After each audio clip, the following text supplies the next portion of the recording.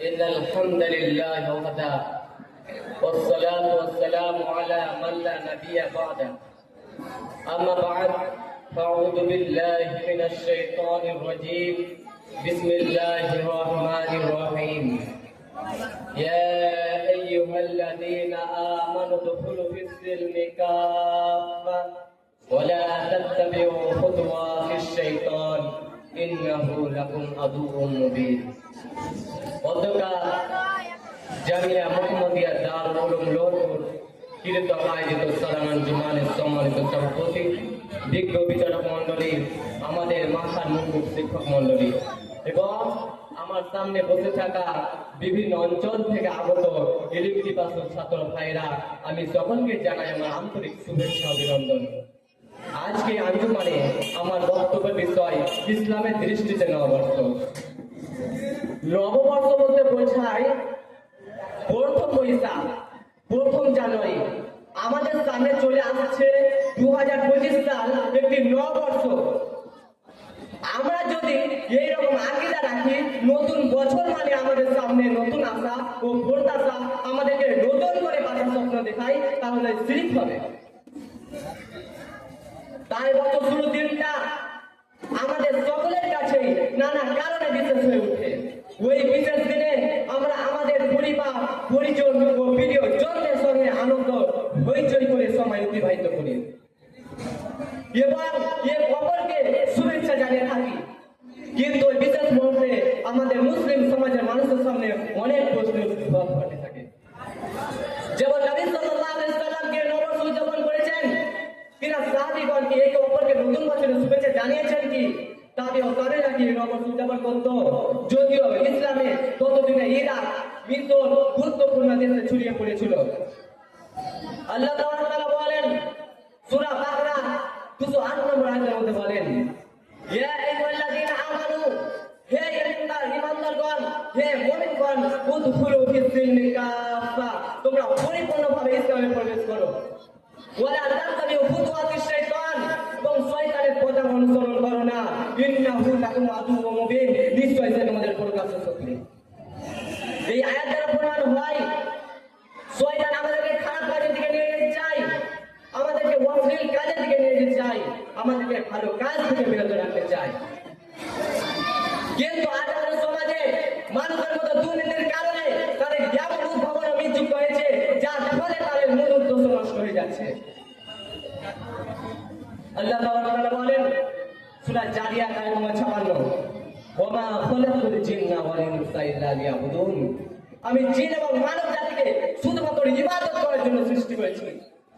আল্লাহ তাআলা জিন এবং মানব জাতিকে তার ইবাদত করার জন্য সৃষ্টি করেছেন। আর এই উৎসব সাধারণ ধর্মীয় সাথে সম্পর্ক রয়েছে। এই নববর্ষ খ্রিস্টানদের দ্বারা উদ্ভাবিত একটি উদযাপন।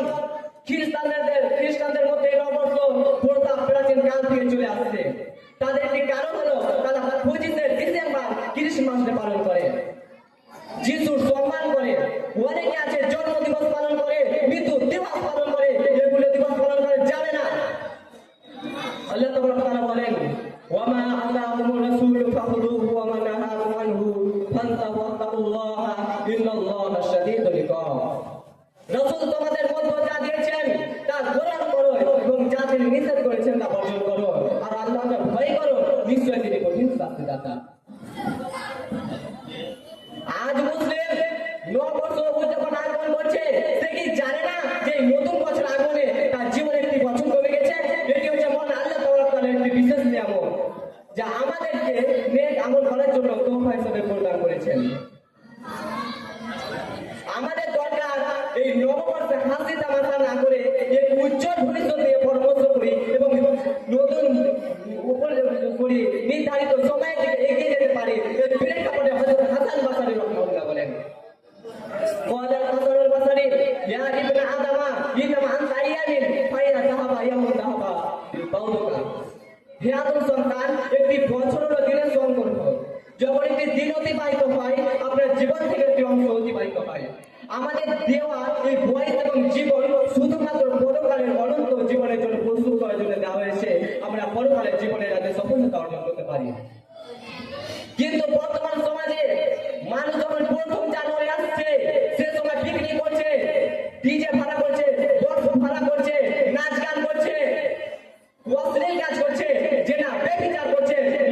করছে।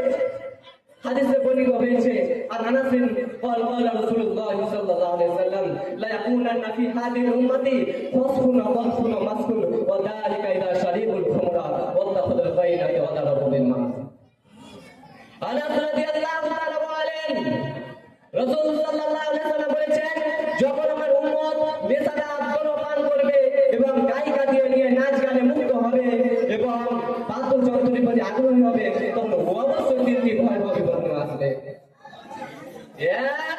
বিভিন্ন এলাকায় ভূমির দলে যাবে, দুই ওপর থেকে অথবা কোনো জাতির পক্ষ থেকে জুড়ে মধ্যে চাপিয়ে দেওয়া হবে, তিন অনেকের পাপের দরুন আকার আকৃতি বিকৃত করা হবে। এই গজবের মূল তিনটি কারণ হচ্ছে গায়িকা দিয়ে নাচ গানে মুক্ত হওয়া, বাদ্যযন্ত্রে আগ্রহী হওয়া।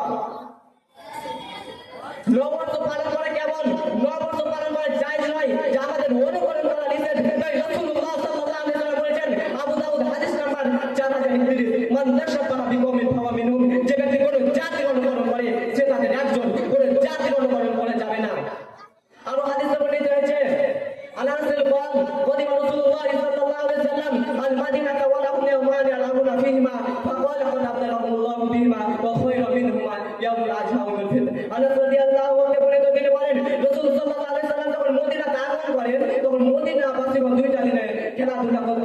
রাসূল সাল্লাল্লাহু আলাইহি ওয়াসাল্লাম বলেন ওই দুইটা দিনের পরিবর্তে আল্লাহ তাআলা উত্তম দুইটি দিয়েছেন। ওই সেই দুইটি দিনের নাম হচ্ছে ইয়াউমুল আযহা ওয়া ইয়াউমুল ফিতর, ঈদুল আযহার দিন এবং ঈদুল ফিতরের দিন। এই দুইটি দিন ছাড়া অন্য কোনো দিনকে পালন করা যাবে না। আল্লাহ যেন আমাদেরকে নববর্ষ পালন থেকে বেঁচে থাকা তৌফিক দেন। সকলে আল্লাহুম্মা আমিন। ওয়া মা আলাইনা ইল্লাল বালাগ। আসসালামু আলাইকুম ওয়া রাহমাতুল্লাহ।